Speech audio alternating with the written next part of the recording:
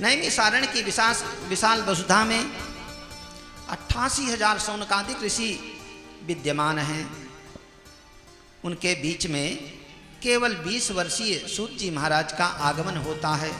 अच्छा, सूत जी महाराज को देख करके जितने भी ऋषि मुनि थे उठ करके खड़े हो गए, उनका अभिवादन किया।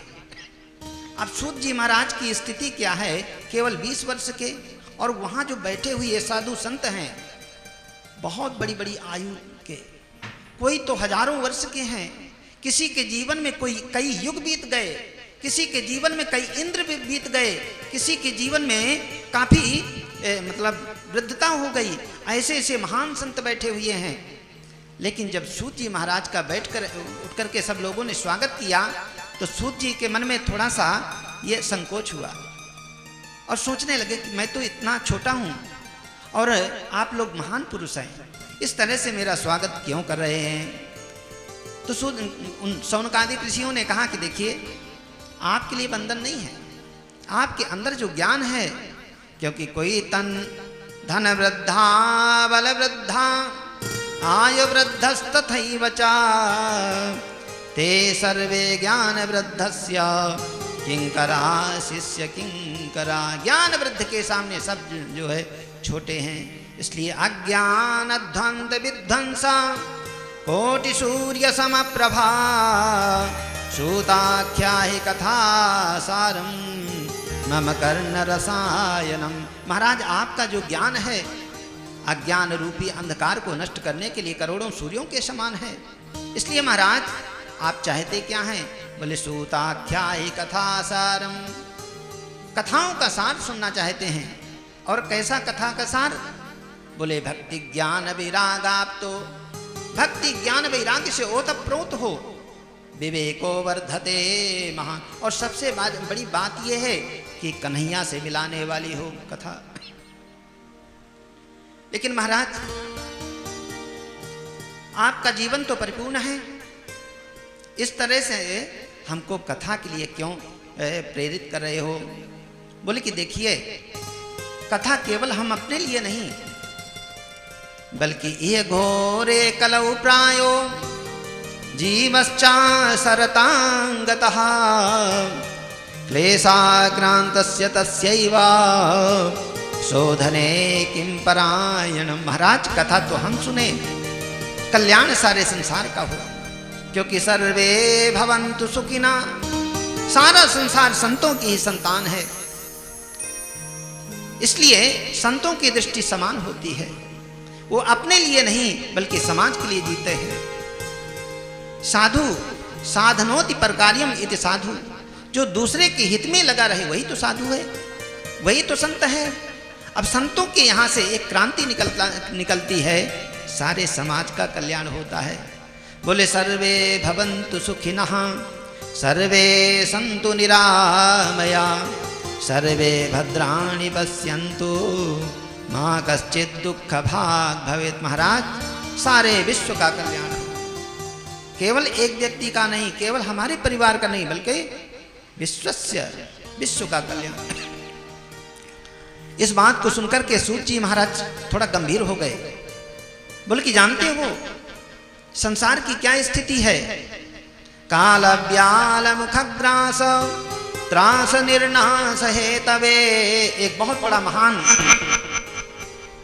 अजगर है।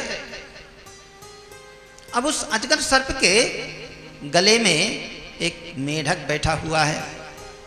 अब बताइए, वो मेढक की जिंदगी कब तक है? संतों ने कहा कि महाराज, जब तक वो सर्प अपना मुख नहीं बंद कर लेता तभी तक वो मेढक जीवित है। जो ही काल ने, अजगर ने अपना मुख बंद किया, मेढक का तो राम नाम सत्य हो जाएगा। बोले कि यही संसार की स्थिति है। अस्मिन् महामोह महे कटाहे सूर्याग्निना रात्र दिविंधनेना मां सर्तु दर्वी परिघट्टनेना भूतानि कालः पचतीति वार्ता। ये संसार रूपी एक बहुत बड़ा कड़ाहा है। उस कड़ाहा में मानिए तेल भरा हुआ है। सूर्याग्निना रात्र दिविंधनेना, भगवान सूर्य ही उसमें अग्नि है। सूर्य के रूप में भगवान उस संसार रूपी कड़ाहे में जो भरा हुआ तेल है उसको खौला रहे हैं। सूर्याग्निना रात्र दिविंधनेना, रात्रि और दिन उसी में ईंधन है। सूर्याग्निना रात्र दिविंधनेना मास ऋतुदर्वी परिघट्टनेना। मास और ऋतु माने 2-4 महीने में हैं, 2-4 रूपी महीने ये करछुल हैं। जैसे हम सब्जी पकाते हैं तो सब्जी पकाने वाला व्यक्ति करता क्या है, बार बार उसको पलटता है। अभी यहाँ पकी कि नहीं पकी, यहाँ नहीं पकी तो और ऐसे पलटता है। मान लो पूड़ी हम पकाते हैं तो पूड़ी को बार बार पलटते रहते हैं। जो ही वो पूड़ी पक गई तो तुरंत निकाल लेते हैं और किसी का भोजन बन जाता है। तो मासर्तुदर्वी परिघट्टनेना भूता निकाला पचदीति वार्ता। इस प्रकार से सारे संसार के प्राणियों को काल भगवान पका रहे हैं और पका पका करके खा रहे हैं। ये सारा संसार काल का गवल है महाराज, इसलिए त्रसित है। इसलिए श्रीमद् भागवत उससे निर्भय करने वाली है। और ये भी देख समझिए, भागवत जो है सबको जल्दी से सुलभ नहीं होती। जन्मांतरे भवेत पुण्यम तदा भागवतम लभेत। जब जन्म जन्मांतरों के पुण्य एकत्रित होते हैं तब कहीं श्रीमद् भागवत की प्राप्ति हो पाती है। हाँ, और सुराणा भी दुर्लभा, देवताओं को भी ये बड़ी दुर्लभ है। बोल कि इसमें प्रमाण, बोल कि प्रमाण मैं तुरंत देता हूँ। असल में क्या हुआ, जब महाराज परीक्षित को सुखदेव जी महाराज कथा सुनाने जा रहे थे उसी समय, अच्छा देखिए, परीक्षित जी महाराज बहुत बड़े धर्मात्मा राजा, और धर्मात्मा जो व्यक्ति, अच्छे व्यक्ति की सब जगह पूंछ होती है। जिसका जीवन समाज के लिए होता है, अगर उसके ऊपर कोई संकट आता है तो सारा समाज उसके प्रति सहानुभूत होता है। महाराज परीक्षित को जब सांप लगा, आज से 7वें दिन तक्षक सर्प से काटने से तुम्हारी मृत्यु हो जाएगी। देवताओं को भी चिंता हो गई और देवता स्वयं स्वर्ग से अमृत का कलश लेकर के आए और सुखदेव जी महाराज पहुंच गए थे कथा सुनाने के लिए। तो सुखदेव जी महाराज के चरणों में वंदन किया। कैसे आना हुआ, बोले कि महाराज आप अदला बदली नहीं करेंगे। कैसा अदला बदली, देखिए महाराज परीक्षित को मृत्यु होने वाली है, तक्षक सर्प काटेगा, मृत्यु हो जाएगी, इसलिए इनको जिलाने के लिए ये जीवित रहे, धर्मात्मा राजा हैं, हम स्वर्गीय अमृत को लाए हैं, आप इनको पिला दीजिए। और इसके बदले में, बोले कि इसके बदले में हमको भागवत की कथा दे दीजिए। इस बात को सुनकर के सुखदेव जी महाराज गंभीर हो गए। बोले कि देखिए, हम तो भागवत सुनाने ही आए हैं, किसी को रोकेंगे तो नहीं, कोई भी आकर के पढ़े, कोई भी सुने, लेकिन जहां पर बदले का सवाल है तो इतना स्तर गिरा दिया भागवत का। क्वा सुधा क्वा कथा लोके क्व काचः क्वा मणिर्महान् ब्रह्मरातो विचार्यैवं तदा देवांजहास। कहाँ तो कांच, कहाँ मणि, कहाँ तो एक साधारण अमृत, कहाँ तो एक भागवत कथामृत। लेकिन ये तो मेरी बात रही, अब इसका निर्णय तो परीक्षित ही करेंगे। परीक्षित से पूछा गया, गुरुजी भागवत का क्या महत्व होता है और ये स्वर्गीय अमृत का क्या महत्व होता है। बोले कि स्वर्गीय अमृत का ये महत्व होता है, जब तक आपके पुण्य रहेंगे तब तक आपको स्वर्ग में रहने को मिलेगा, और जो ही पुण्य खत्म हुए आप वहाँ से तुरंत नीचे गिरा दिए जाओगे। और भागवत की कथा का क्या महत्व, बोले यद गत्वा न निवर्तन्ते तद्धाम परमं मम। जहाँ जाकर के फिर पुनः वापस नहीं आना पड़ता, ऐसे धाम की प्राप्ति होती है। और वो कैसे, उसको एक नाम अपवर्ग भी है, जहाँ पर पा वर्ग नहीं है। पा वर्ग मतलब पा फा बा भा मा। पा माने पाप नहीं है, फा पाप नहीं है तो पाप का फल भी नहीं है, बा किसी प्रकार का बंधन नहीं है, जन्म मरण का, सुख दुख का, है हानि लाभ का, ये सब बंधन नहीं है। अब बंधन नहीं है तो भा माने भय नहीं है। और उसके बाद फिर माँ आता है, बोले मरण भी नहीं है। बोले वृंदावन बिहारी लाल की जय। तो यद गत्वा न निवर्तन्ते तद्धाम परमं मम, जहाँ जाकर के फिर वापस कभी आना नहीं पड़ता, भगवान की नित्य सन्निधि प्राप्त हो जाती है, वो श्रीमद् भागवत का फल है। परीक्षित जी ने कहा कि ऐसा मरण धर्मा अमृत हम लेकर के क्या करेंगे, हम तो भागवत की कथा सुनेंगे। महाराज सुखदेव जी महाराज ने कहा कि जाइए, देवताओं को लौटा दिया, ये तो योगियों की कथा है, भोगियों की नहीं है, भोगियों को तो समय भी नहीं है सुनने का, इसलिए वापस लौटा दिया। अच्छा, देवता बड़े निराश हुए, सीधे ब्रह्मा जी के पास में गए ब्रह्मलोक में और बोले महाराज बहुत बड़ा अपमान हुआ। कैसे आना हुआ? बोले भागवत का ऐसा वैचित्र, हम वहाँ लेकर के गए थे अमृत का कलश, और केवल उसके बदले में भागवत श्रवण करना चाहते थे, लेकिन सुखदेव जी महाराज आए और उन्होंने हमको वापस कर दिया। क्या भागवत का ऐसा ही वैचित्र? महाराज यहाँ का समय, ब्रह्मलोक का समय यहाँ का 2 4 6 10 दिन, ब्रह्मलोक का 2 4 मिनट एक बराबर होता है। तो ये बात ही कर रहे थे कि 7 दिन समाप्त हो गए, और 7वें दिन परीक्षित को सुंदर स्वरूप की प्राप्ति हुई।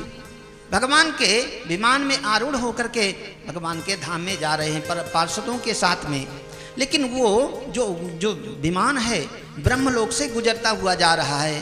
देवताओं ने कहा महाराज ये क्या है, किसका विमान है ये? किसी ने कहा कि महाराज परीक्षित इसमें विराजमान है और भगवान के धाम में जा रहे हैं। और परीक्षित, उनकी तो सर्प के काटने से मृत्यु होने वाली थी, और सर्प के काटने से मृत्यु हो तो जल्दी से मुक्ति नहीं होती है, और केवल 7 दिन में उनको मोक्ष हो गया। ऐसे कैसे हो सकता है? ब्रह्मा जी को भी आश्चर्य हो गया, लेकिन इसका परीक्षण हम स्वयं करेंगे। ब्रह्मा जी ने एक धर्म में तराजू लिया और एक में श्रीमद् भागवत जी को रख दिया, और दूसरे पलड़े में दुनिया संसार के जितने भी साधन हैं सब रखते गए। लेकिन लघून्यन्यानि जातानि गौरवे नैदम महत्, दुनिया संसार के जितने भी साधन हैं वो वाला पलड़ा जो है ऊपर उठ गया और श्रीमद् भागवत का पलड़ा नीचे रहा। भागवत जी अपनी गरिमा पर विद्यमान रहे। बोलो श्रीमद् भागवत महापुराण की जय। ये भागवत का वैचित्र है। लेकिन श्रीमद् भागवत क्या है? बोले भगवता प्रोक्तम भागवतम, जो साक्षात भगवान के मुख से निकला हुआ हो या भगवान ने व्याख्यान किया हो, भगवान ने सुनाया हो, वही तो भागवत है। लेकिन कहाँ तो भगवान 7वें आसमान में, और कहाँ हम लोग ये मृत्यु लोक में आई कैसे? बोले कि देखिए, भगवान नारायण ने ब्रह्मा जी को दिया भागवत का ज्ञान केवल सूक्ष्म रूप से, चतुर्थ श्लोकी भागवत के रूप में, और ब्रह्मा जी ने नारद जी को, क्योंकि नारद जी ब्रह्मा जी के पुत्र हैं। लेकिन यद्यपि ब्रह्म संबंधाच्छुत में तत्सुरर्षिणा, यद्यपि ब्रह्मा जी से नारद जी ने ज्ञान प्राप्त किया, लेकिन साप्ताहिक जो क्रम है 7 दिनों में कैसे भागवत सुनना चाहिए, ये उनको सनत कुमारों से प्राप्त हुआ। सूत जी महाराज कहते हैं कि ये स्थिति है। शौनकादिक ऋषियों ने कहा महाराज ये बात हमारे समझ में नहीं आई, क्योंकि नारद जी की स्थिति बड़ी विचित्र है। एक जगह एक घड़ी से ज़्यादा रुक नहीं पाते, और ये 7 दिन का मैटर, जब तक व्यक्ति 7 दिन तक एक जगह नहीं बैठेगा, श्रवण नहीं करेगा, तब तक पूरा मैटर उसको पूरी विधि कैसे आएगी? बोले कि यही तो भागवत का वैचित्र है। जो व्यक्ति एक जगह नहीं रह सकता, अस्थिर है, उसको भी स्थिर करने में श्रीमद् भागवत में सामर्थ्य है। बोले कि एकदा ही विशालायां चत्वारिशयो मलाः। असल में एक बार बद्री नारायण में ये सनकादिक चारों भाई बैठे हुए थे। अच्छा, सनकादिकों की स्थिति क्या है? सनकादिक 4 भाई हैं, लेकिन इनकी जो उम्र है करोड़ों वर्ष की है, लेकिन हमेशा 5-5 वर्ष के बच्चों जैसे इनकी अवस्था रहती है, इनका स्वरूप रहता है। पूर्वे शामपि पूर्वजा, पूर्वजों के भी पूर्वज हैं। क्यों? बोले कि हरि शरणम, मुख में हमेशा हरि शरणम ये मंत्र रहता है। और कथा पाने के तत्पर, कथा रूपी अमृत का पान करने में हमेशा तत्पर रहते हैं। ये इनका व्यसन है। अच्छा, कई बार तो ये है जैसे कोरोना लग गया, अब कोई सुनने वाला है नहीं, न कोई आयोजन करने वाला है, तब क्या करें? अब भाई सुनने वाला नहीं है तो सुनाने वाले को भी मन नहीं लगता। लेकिन जिसको सत्संग का चस्का लग गया वो व्यक्ति ये भी नहीं देखता। कोई सुनने वाले नहीं होते तो 4 भाई हैं ना, 4 भाई में एक भाई तो वक्ता बन जाते और तीनों भाई श्रोता बन करके सुनने लगते। 10-10 घंटे की कथा चलती। इतना ज्यादा व्यसन है कथा का, और कथा ही पान करके मस्त रहते हैं। एक बार क्या हुआ कि चारों भाई बेचारे संत कुमार जी एक जगह बैठे हुए कथा, एक भाई तो कथा सुन रहे थे, कथा कर रहे थे, तीनों भाई सुन रहे थे, और इतना बेसुध हो जाते हैं कथा सुनने में कि संसार में क्या हो रहा है इनको पता भी नहीं चलता। बिल्कुल मस्त हो जाते हैं, भगवान के ध्यान में ही मस्त हो जाते हैं। एक बार भगवान की कथा कर रहे थे और तीनों भाई सुन रहे थे, तो वहाँ से भोलेनाथ और पार्वती जी आई और थोड़ी देर तो सुनते रहे, लेकिन भोलेनाथ बेचारे भगवान की कथा सुन करके बिल्कुल मस्त हो गए, भाव विभोर हो गए। लेकिन माता पार्वती जी ये नहीं समझ पाई।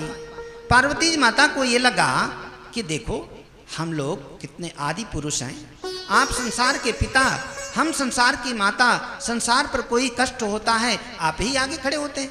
बताइए, हालाहल विष मिला निकला समुद्र में, कौन पिया? संसार की उस विष से किसने रक्षा की?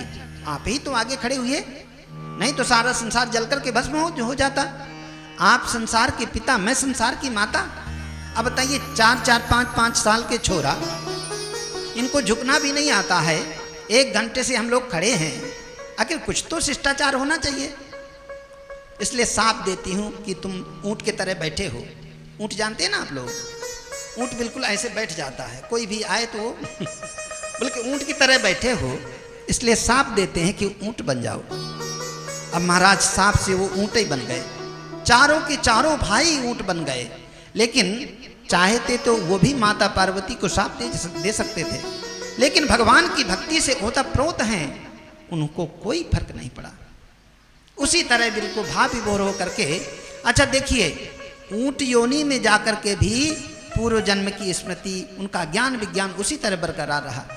और जिसको ये चस्का लग जाता है, ऊंट योनि में जाकर के भी 3 भाई तो सुनने लगते और एक भाई बेचारे, अच्छा ऊंट की भाषा ऊंट पहचान, खग जाने खगही की भाषा। अब शंकर पार्वती बेचारे चले गए। अब 10-5 साल के बाद घूम करके फिर उसी रास्ते से आए, तो वही चारों के चारों ऊंट जो हैं कथा सुन रहे हैं, कथा कह रहे हैं। माता पार्वती ने कहा देखिए ये कौन बैठे हैं? बोले कि देवी तुम नहीं जानती हो, ये वही सनकादिक हैं जिनको आपने सांप से ऊंट बना दिया। लेकिन देखिए इनकी महानता, इनके अंदर एक भी क्रोध का लेस नहीं है। वास्तव में ऐसा ही साधु होता है, भगवान की कथा का वैचित्र है, नामो निशान नहीं क्रोध का। और देखिए कथा का चस्का जो लगा है ना, ये कथा कह रहे हैं, कथा सुन रहे हैं। एक भाई तो कथा कह रहे हैं, तीनों भाई बेचारे सुन रहे हैं। अब संसार की शुद्ध बुद्ध इनको है ही नहीं। बोल कि अच्छा तो इसका मतलब बहुत बोल कि और क्या, बहुत बड़े उम्र के हैं ये। जिन ब्रह्मा जी से हमारी उत्पत्ति हुई है, रुद्र भगवान की भी उत्पत्ति हुई थी ना ब्रह्मा जी से, उन्हीं ब्रह्मा जी के बड़े पुत्र हैं, हमसे बड़े हैं। तो पार्वती जी महारानी बेचारी नर्वस हो गई, चलो माफी मांग लेते हैं। भोलेनाथ ने कहा कि माफी तो मांगना है, लेकिन थोड़ा सा विनोद कर लेते हैं। अब भोलेनाथ गए पास में, बोले सनत कुमार जी ये राम राम, कैसा आपको ऊंट की योनि मिली है, इसमें तो आपको अच्छा नहीं लगता होगा, हैं बहुत कष्ट होता होगा। बोले कि बिल्कुल नहीं, अरे भाई ये कपड़ा तो बदला है, ऊपर का बगलबंदी ही तो बदली है, फर्क क्या पड़ता है, जो आप हैं वो हम हैं, जो हम हैं आप हैं, और इसमें और सुख सुविधा है क्या? बोले कि मानव जीवन में तमाम झंझट है, अरे कपड़े प्रेस करके पहनो, बच्चों के लाड़ प्यार में डटो, हैं, नहाओ धो, 2-4-6 घंटा तो इसी में बीत जाता है। फिर शान शौक में, फिर कोई किसी काम के लिए कह दिया तो उसमें भी जाना। इसमें यह सब चक्कर नहीं है, और नहाने धोने का चक्कर नहीं है। बताओ जितने समय में ये करेंगे 10 अध्याय की कथा हो जाएगी, हैं? इसमें तो और अच्छा। तो वहाँ आकर के माता पार्वती ने क्षमा याचना की और भोलेनाथ ने फिर उनको सांप से मुक्त कराया। तो भगवान की कथा का जिसको चस्का लग जाए वो फिर संसार में नहीं रमता। ऐसे सनकादिक हैं। अब ये बद्री नारायण में बैठे हुए थे बेचारे, कथा, एक भाई कथा कह रहे थे, 3 भाई श्रवण कर रहे थे। यहाँ से नारद जी बड़े बेचारे जल्दी जल्दी जा रहे थे। नारद जी को देख करके उनको कौतूहल हुआ। बोले कि नारद जी महाराज आप कहाँ से आए हैं, ये जल्दी जल्दी जा कहाँ रहे हैं, आपका मुख सूखा है, ऐसा लगता है कि आप बहुत बड़ी चिंता से आतुर होंगे, बताइए। बोले अहम, कहाँ से आना हुआ? बोले अहम तो पृथ्वीं यातो ज्ञात्वा सर्वोत्तमामिति पुष्करम चा प्रयागम चा काशीं गोदावरीं तथा। महाराज अभी मैं पृथ्वी लोक से आया हूँ, लेकिन सारी क्यों गए पृथ्वी लोक? बोले कि ज्ञात्वा सर्वोत्तमामिति, सभी लोकों से ये उत्तम है, ये जान करके मैं पृथ्वी लोक में आया। लेकिन संसार भर में घूमा, कहीं मुझे शांति का अनुभव नहीं हुआ। बोले महाराज सब जगह शांति थोड़ी होती है, तीर्थों में आप जाइए, संतों के बीच में रहिए, शांति का अनुभव होगा। बोले कि सब जगह गया, हरिक्षेत्रम कुरुक्षेत्रम श्रीरंगम सेतुबंधनम, हरिद्वार गया, कुरुक्षेत्र गया, सेतुबंधन रामेश्वरम गया, लेकिन कुरुक्षेत्र सब जगह घूमा, लेकिन कहीं मुझे शांति का अनुभव नहीं हुआ। बोले महाराज मैंने ये भी सुना है कि धर्म के 4 पैर हैं, सत्य, दान, दया, तप। जहाँ इनका आचरण अच्छे ढंग से होता है वहाँ भी शांति होती है। बोले सत्यम नास्ति तपः शौचम दया दानम न विद्यते उदरम भरिनो जीवा वराकाकूटभासिना। सत्यम नास्ति, संसार से सत्य तो उठ गया है, दया भी नहीं है, तप भी नहीं है, पवित्रता भी नहीं है, किसी प्रकार अपना पेट भरे, सारे संसार की ये स्थिति हो गई है। अरे महाराज सदगृहस्थों का जहाँ पर रहना होता है, वर्णाश्रम धर्म के अनुसार सदगृहस्थ रहते हैं, बड़े बुजुर्गों का सम्मान होता है, वहाँ भी शांति होती है। क्या आप वहाँ गए, अनुभव किया? बोले तरुणी प्रभुता गे है श्याल को बुद्धिदायका। महाराज आजकल बड़े बुजुर्गों का सम्मान तो रह भी नहीं गया है। हाँ, नई नवेली बहू की चलती है, तिजोरी की चाबी तो उसी के पास होती है, जब तक उसके पास में चाबी नहीं रहती, चाबी नहीं आती, चैन से नहीं जीती है। अरे महाराज आप भी क्या बात करते हैं पुरानी हैं। अब बताइए नई नवेली जो बहू है अपने घर द्वार को छोड़ करके आती है, बड़े बुजुर्ग उसका सम्मान करने के लिए घर की चाबी दे देते होंगे, लेकिन घर में कोई बहुत बड़ा काम हो या नया काम हो तब तो बुजुर्गों से सलाह ली ही जाती होगी। बोले श्याल को बुद्धिदायक, सलाह लेने के जब बात आती है तो साले जी को बुलाते हैं, बताइए ये काम करना है, करें कि नहीं करने, कैसा रहेगा। इसलिए वहाँ भी शांति का अनुभव नहीं। लेकिन नारद